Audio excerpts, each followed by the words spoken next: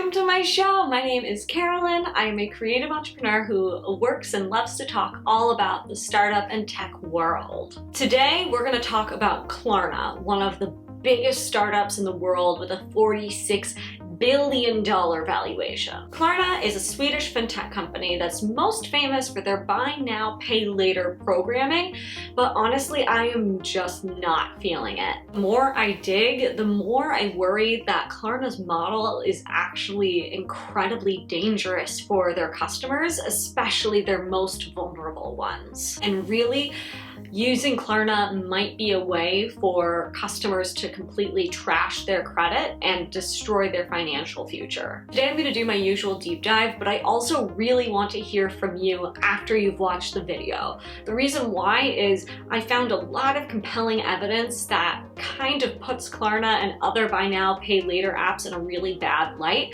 but at the same time, I'm really not an expert in the fintech space. I've also never used these apps. So please watch the whole video and let me know in the comments after, especially if you work in fintech or especially if you have used apps like this before, what you think about my analysis and if you think I've missed anything. Because honestly, I'm really not sure. Because as much as I love their branding, I am extremely concerned with how they're set up and that they could be really detrimental to consumers. So yeah, let's get started.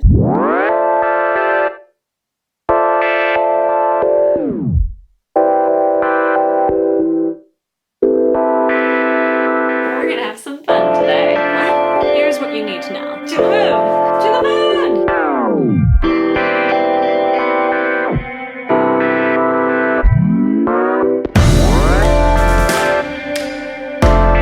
Okay, let's start with the basics. Klarna is a Swedish fintech company that is primarily known for allowing customers to shop for their favorite fashion, beauty, home goods, and technology stores and break up their payments into 4 interest-free payments. However, they actually have 4 main services that they provide. First, pay in 4 stages. This is also known as a buy now, pay later model, which I'm going to call BNPL for a lot of this video. This is what they're most famous for. Basically, customers are able to break up paying for items into 4 payments every 2 weeks. This can be great if you're running a little bit low on cash but know that you're going to have more later, or for just making expensive things seem a little bit less pricey. Second is pay in 30. In this model, you pay for nothing for the first 30 days and then pay the full balance. Klarna specifically advertises this as their try before you buy feature in an attempt to make returns easier. Third is pay now, like you would normally with a credit card or cash or a debit card. The only difference here is that Klarna has a shopping platform, so you would be paying while using their platform. We're going to talk more about the platform later. And fourth is financing, aka getting a loan ranging from 6 to 36 months. Unlike the other programs that Klarna has, this one actually charges interest. The first 3 that I mentioned are actually completely interest-free. So usually the interest if you are getting a loan via Klarna is around 19.99% like most credit cards, but it does range anywhere from 0% to 29%.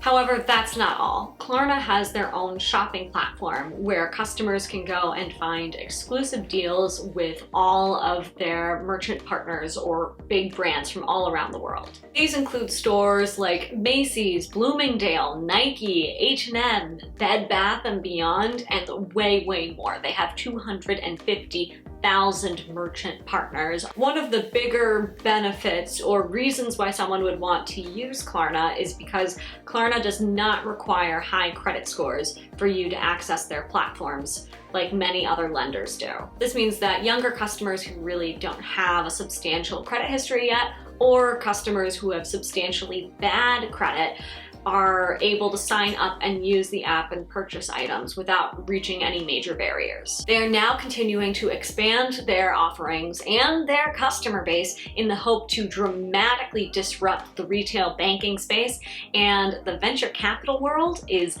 absolutely obsessed with them. You may or may not have heard of them yet, but there is a strong chance that you have seen their distinctive and visually stunning ads on the internet or on TV. Hey fish, it's me, Bremen Rock, the baddest fish in the sea.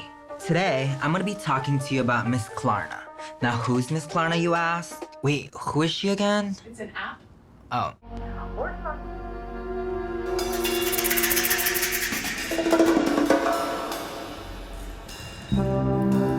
These boots are made for walking, and that's just what they'll do. I'll make payment 1, 2, 3. I'll make payment 4.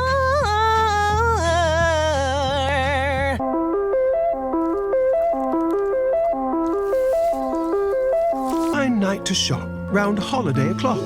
Not a creature was stirring, except Bretman Rock. Mwah.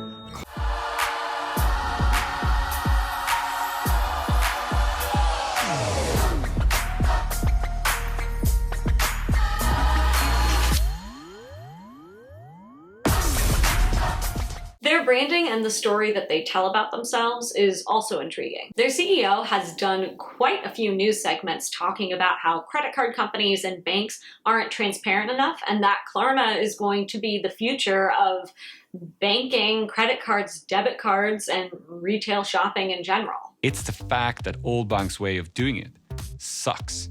Revolving credit, overdrafts, hidden fees, and payment protection insurances are just a few of their tricks. Did you know that Brits paid £5.8 billion in interest and fees just in 2020? With all the talk about sustainability, one has to ask if this model really is sustainable. They believe that they can transform the world by empowering customers who traditionally would have been ignored due to low credit scores. And in general, it's very treat yourself vibes. Clothes. Treat yourself. Fragrances. Treat yourself. Massages. Treat yourself. Mimosas. Treat yourself. Fine leather goods. Treat yourself. The best day of the year! I first heard about Klarna in 2019 when an acquaintance of mine got a job there in their New York office and started posting about the company on LinkedIn. He wouldn't stop raving about the company and kept talking about how they were going to see some incredible explosive growth over the next couple of years, and boy, was he right. Let's dig into the numbers. In 2020, their revenue hit $1 billion, which is a 40% increase from 2019. In that same time period, they transferred $53 billion through their platform. However, they're currently not profitable due to basically massive marketing spend and insane growth that they've seen in the last few years. They have now secured several rounds of funding during the pandemic and just recently secured $639 million worth of funding from SoftBank, which brings them to a $46 billion valuation, which is massive. This puts them in the top 3 or 4 startups in the world and the #1 startup in Europe. So basically one of the biggest tech unicorns in the world. What are they hoping to do with all this cash? Klarna is planning on becoming one of the biggest fintech super apps in the world. Your one-stop shop for absolutely everything. This past February, they launched a bank account for their German customers. This puts them in direct competition with fintech apps like N26 and Chime. On top of that, they're also launching a debit card with Visa in an attempt to make customer payments more smooth. Smooth. They're hoping that they can become the one-stop shop for all of their customers' financial needs. Whether it's their buy now, pay later features, allowing customers to save their money on their platform, and potentially make larger purchases like buying a car or a home. You know, all the things that banks do. They want to be a bank and a credit card company that isn't a credit card company. However, the competition has been heating up, and not just in the startup world. Currently, Klarna has a few main competitors in the startup space. This includes the US-based Affirm, Australians Afterpay, and Minnesota's very own Sezzle. I gotta rep my Minnesota startups, guys. Now, just a few days ago, Square announced that they're hoping to buy Australian-based Afterpay for $29 billion. US-based Affirm just went public in January. Citibank is launching their own BNPL in Australia sometime in October of this year. PayPal has a BNPL option. And now apparently Apple's getting in the game, creating their own BNPL tool with Goldman Sachs. So yeah, things are getting a little heated. Affirm dominated the US market market for years until Klarna stormed in 2019 with a major expansion. Between 2018 and 2019, Klarna had a massive jump from 3% of the US market to 33% of the US market. They went from having 60 million users globally in 2018 to having 90 million users today. There are now approximately 20 million users in the US alone, though apparently this year they're starting to add 1 million new users every month just in the US. Klarna also works with 250,000 merchants in 17 countries and employs over 3,500 people in 16 offices worldwide. Okay, let's talk about Klarna's business model. Klarna makes money via merchant fees, late payment fees, interest on consumer loans, interchange fees, and interest. The idea is to put the majority of fees on their merchant partners rather than on the consumers, since the merchants have a lot more money that they can spend. Why would companies be okay with this? Because according to Klarna, if your store is on their platform, you are going to see a 44% increase in sales and a 68% increase in order volume. That is massive. Getting double-digit increases by just switching to having your items on another platform, something that easy, that is a big deal. Because Klarna provides an easy-to-use payment system that customers can use at thousands of stores, customers can have a smoother checkout experience. They don't need to put in their credit card information at every single store that they shop at, especially if over 200,000 merchants are on their platform. Your credit card info is going to be saved and you can go and shop at all of those stores at once. Or, you know, like 2 or 3 of them, like a normal person. Customers can also place substantially more expensive orders and break up the payments a bit, or just feel more comfortable spending more money on a big order if they think they'll have an easier time returning items. Klarna customers can also access exclusive sales on their platform that you can't find anywhere else. Overall, their business model seems pretty solid, especially due to the fact that they're much more dependent on merchants than they are on customers. And the fact that they're able to increase sales that much more really shows the value that the platform has on its own. And the fact that they're able to increase sales that dramatically for their merchants shows the value that their platform has itself. It's really beautiful and easy to use and has some neat tools that customers seem to want. However, because as you know, at the very beginning of the video, I said that I was going to talk about why I do not like Klarna. Now we're going to talk about why I don't like Klarna. We're going to start by talking about the customers and then go into some of the controversies surrounding the app and other BNPL apps in general. So get ready, this is where things get exciting. If you have not been paying attention this entire time, now's the time to pay attention. We are getting into the juicy gossip here, and it's not gossip, it's just terrible financial peril. Klarna's customers are, surprise, surprise, mostly millennials and Gen Zers. However, during the pandemic, their biggest growth segment that Klarna says on their website was actually Gen Xers joining in all the fun. However, other than that, it was really difficult for me to find more information on who Klarna's customers were. I might have just been looking in the wrong places. If anybody has any good resources, please let me know in the comments down below. But one thing that I did find was an interesting study by The Motley Fool, specifically talking about BNPL apps and companies. Now, granted, it's from March of 2021, and it is a really small sample size. There's only 2,000 customers, but this is what you need to know. So the study says that 45% of customers who use BNPL services like Klarna say that they use it to make purchases that otherwise wouldn't fit in their budget. Which makes sense. If you are like a core user of Klarna, you're probably using it because you are trying to buy expensive items and are trying to break up the payments to make it easier for you to afford. Makes a lot of sense. However, I want you guys to take a look at the lower section on this chart. 7.7% of customers use services like Klarna because they don't have a bank account. 14.2% say they can't get approved for a credit card, and 17.2% say that their credit cards are maxed out. account. There's a lot of different reasons why customers may not have a bank account or might not be able to get a credit card or may have maxed out a credit card, which are totally valid, or like they're in an unfortunate situation or something like that. And it's just, you know, another example of income inequality and issues that we have in the US and whatnot. However, there's a chance that a lot of these customers who likely overlap a bit cannot actually afford the products that they are buying on services like Klarna. Now, this could be, you know, a desperate attempt from somebody who's desperately trying to get essentials, who are in a terrible financial situation. But this can also be people who are, you know, not super financially savvy, don't understand how this stuff works, and are really trying to, you know, buy all of the latest fashion pieces. And in addition to that,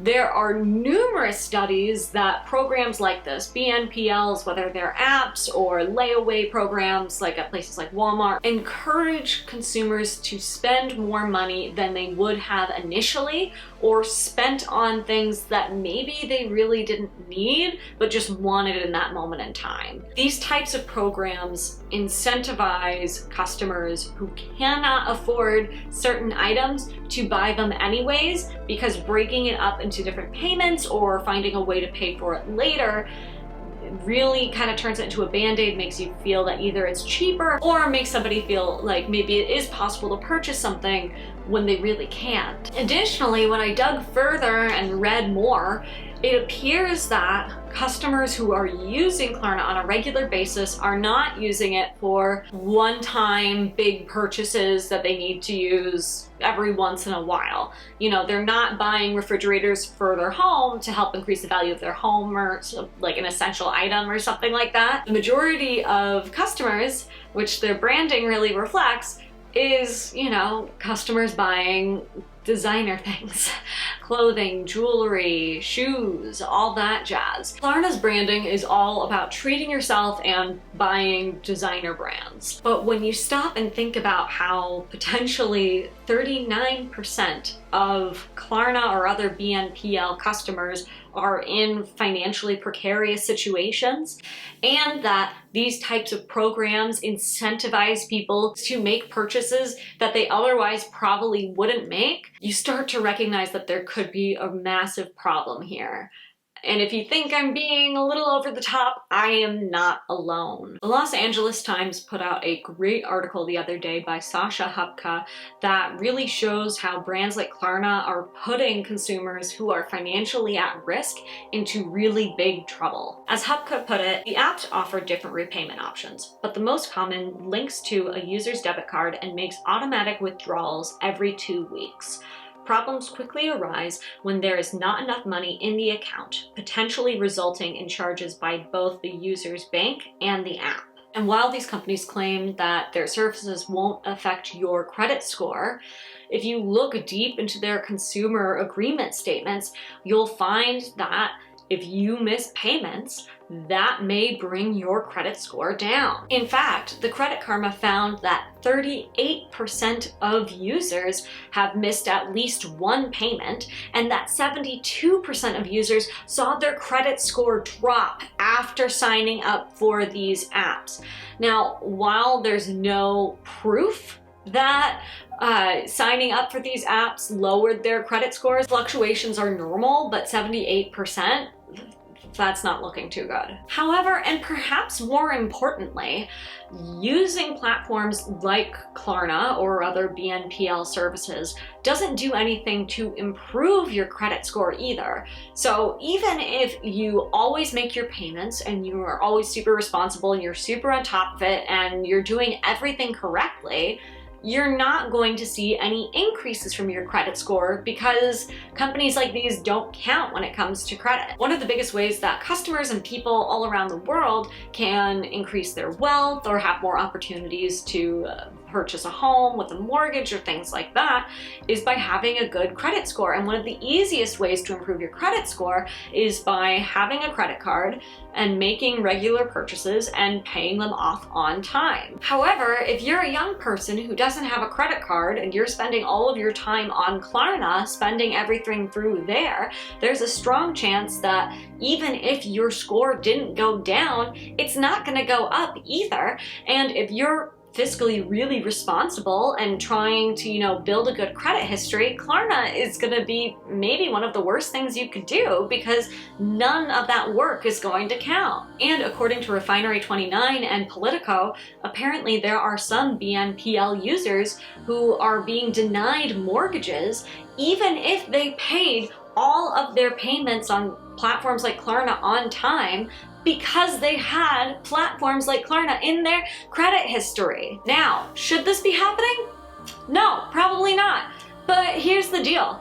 Banks, like governments, are really old-fashioned. They don't tend to change very rapidly. The fact that companies like Goldman Sachs and Citi are trying to jump in on this bandwagon is a bit surprising, and perhaps their services would be more reliable. But the reality is, if you have an old-school mortgage lender who sees that you've been shopping on Klarna and doesn't really see you using any credit cards or doing anything else to build up your credit score, they may deny you your mortgage based on that, which really doesn't necessarily make sense, but it does because in their view, people who use these types of services are potentially fiscally irresponsible, or, it basically makes you look fishy, which isn't necessarily fair, especially because apps like this are so popular among millennials and Gen Zers who may not know about this, who may not know that they could be putting their credit at risk by using these types of apps. And although, Klarna and other apps like this have made statements over the years saying,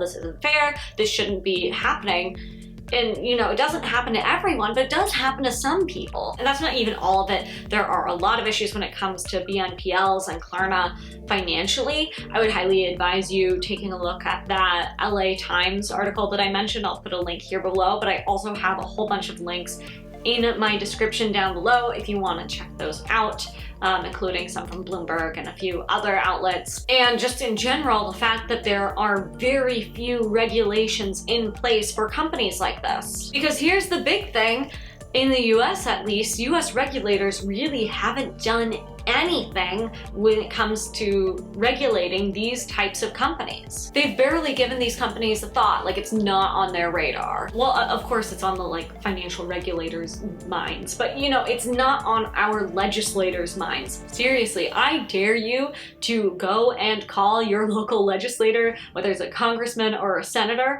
and ask them what they think about BNPLs, ask them what they think about Klarna, and whether new regulations need to be put in place. Seriously, I dare you. Go do it now. I'll do it too. If you do call them, let me know in the comments down below. I want to know what they said. Seriously. I need to know. So for now, really, US legislators are playing this by ear. They want to see what happens. They don't want to be too disruptive when it comes to innovation, which I get. I am not one who wants to overregulate absolutely everything, since a lot of times government isn't the best. But at the same time, these guys don't have nearly as many rules and protections that literally every other financial agency has to abide by. Credit card companies have all sorts of rules that are designed to protect you. Banks have all sorts of rules that are designed to protect you. These guys are technically not in those categories, and because of that, they are not required to protect you in the same ways. There's a lot of loopholes, and it could be potentially really, really dangerous. Like I said, I'm not the biggest fan of regulation, but the reality is at least 42% of American consumers have now tested out a BNPL, and that number is increasing rapidly. So, it might be a good idea to, just look at it, check it out, maybe think about it, ask some questions. So thankfully, like most things in government, Europe and Australia are leading the charge and researching what can be done to make things like this better. So yay, not America. Way to go, Europe and Australia. Consumer complaints internationally have prompted regulators worldwide to really crack down. The UK released a 70-page report in February about their concerns about BNPLs and said that they are going to very quickly and urgently present potential solutions and regulations to keep them in check. Sweden enacted a rule last year that basically makes it so that the default checkout option online cannot be Klarna. It has to be something else and just have Klarna as an option. And Australian financial experts wrote a report indicating that 20% of BNPL users were cutting back on essential spending so that they could pay off the fees and the payments that they owed these different BNPLs. Do you understand what I am saying? 20% of Australian BNPL customers cut out essential spending, aka paying for food, electricity, water, housing, etc., so that they could pay off the debts that they owed these BNPLs. Okay, this is serious. People are going into debt because of things like this because they don't understand how these things work. Or they understand how it works, but then their financial situation changed overnight, which, you know, happened to a lot of people during the pandemic. Okay guys, I'm done with facts. Here are my final thoughts. Despite all of the press, the high valuation, and the incredible marketing, I am not sold on Klarna. I think the branding is phenomenal. I think that the partnerships are incredibly impressive, and I think they're making a really big impression in the space. I mean, clearly everybody in town is keeping notice. And as much as I love Klarna's messaging on consumer empowerment and, you know, helping the little guy, I think the lack of financial literacy, especially in the US, is really going to dig people who are in financially not a good state to really end up in a terrible, terrible situation. I mean, in the US alone, we have an entire generation that is drowning in student debt, and yet we're supposed to be sitting here listening to Klarna's ambassador Snoop Dogg telling us that it's totally fun and cool to buy designer clothes that you don't need? Like, what the hell? What happens if there is another recession, which there could be, you know, maybe not right away, but maybe sometime soon, and people are unable to pay their Klarna payments en masse? Do customers just have to return the items? I think debt collectors come after them and, you know, grill them for whatever they have left. To me, it seems like this is a bad situation, and as a consumer, I don't think now is the right time to start using these products. I think if there's more regulation, if there are more protections that are put into place, or if protections that already exist for companies like credit card companies could apply to these companies, you know, if you just slide the rules over so that they're all in the same bubble, I think that could dramatically change the conversation, and hopefully maybe that will be the case so that people can use these types of things. But at the same time, again, financial literacy in this country is so poor. So with no regulations in place and with a seemingly oblivious government, I really think we as a society need to make sure to educate ourselves and each other on exactly how these companies work and what we can do to protect ourselves. And you know what? Here's the thing. I could be wrong. I found a lot of articles supporting my thoughts on this here and a lot of, you know, statistics. So I think it's pretty likely that, you know, this isn't the best situation for a lot of people, or maybe anyone, I'm not sure, but maybe there's something I'm missing. What I don't understand is why so many VCs are so excited about this. But I think the reason why maybe they aren't paying attention is because the results for merchants, for the companies who are partnering with Klarna and some of their competitors, you know, are getting such good numbers. You know, I don't think that Klarna and other platforms like this are going to be financially unsuccessful unless, of course, there's like a major regulatory change, which there doesn't appear to be in the works, at least in the US, at least right now. But it does seem to me that the space is continuing to grow and is continuing to do really well. And one of the reasons why is because they're able to increase those conversion rates and, you know, order value rates so much. Now, I personally am kind of wondering if it's just because the checkout process is smoother. You know, is it the fact that you can break up the payments, or is it the fact that you can access exclusive deals on an easy to use platform? I would love to be proved wrong. I would love to be proved wrong on this. You know, I love the branding. The acquaintance who I know who works there seems like a super nice guy. And I'm not the smartest person in the universe, it's true, but just looking at all the evidence that's presented here, I don't see many positive signs for consumers. And so I think it's really important for everyone to do their best to educate themselves, their family, their friends, people in their communities, and find ways to make sure that everybody, if they're using Klarna, to use it safely, you know? Use it every once in a while for a large purchase. Don't get in the habit of using it all of the time and going through all of your cash. Because if you get into a position where Klarna or another BNPL withdraws all of your money and suddenly you have none left, that is just an ugly and dangerous situation, and you end up owing so much more money, which is just not a good place to be. It's looking likely that Klarna is going to be filing for an IPO sometime soon, so they're going to try to make it onto the stock market, make it up to the next level like their competitors Affirm did recently. So once we get to that point, they're going to have to file a lot of paperwork showing exactly the results of everything so that shareholders are able to look more in depth that, you know, I had difficulty finding the consumer data. Sometimes it's just difficult to find private company data in general. So we should get a lot more information when they decide to go public. So keep an eye out for that. But what do you think? I'm really interested to hear whether you are concerned about these types of platforms, whether you use them and you love them, or if you think I'm totally off. I don't know. Please let me know in the comments down below. And yeah, I'm brand new on YouTube. Thank you for watching.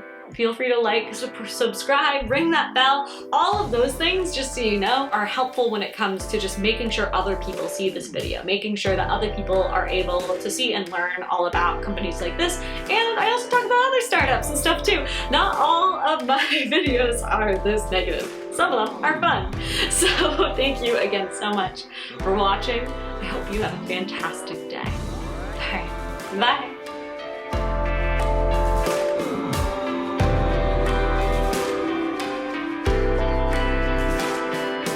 Guys, today is a big deal for another reason. We got lights here. This is what I'm seeing. We got the camera. Hello. And up here, it's our big thing of light. Hooray!